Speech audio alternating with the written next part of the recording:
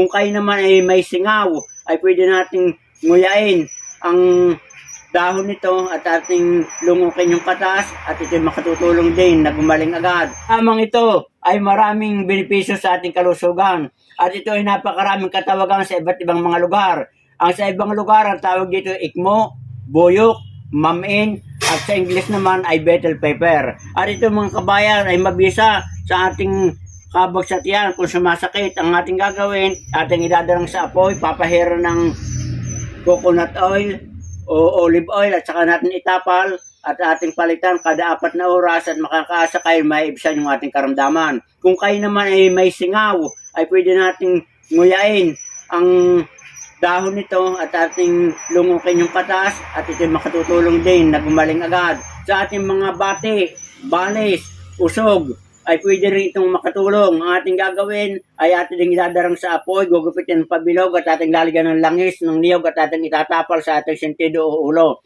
At makakaasa kayo na gagaling agad.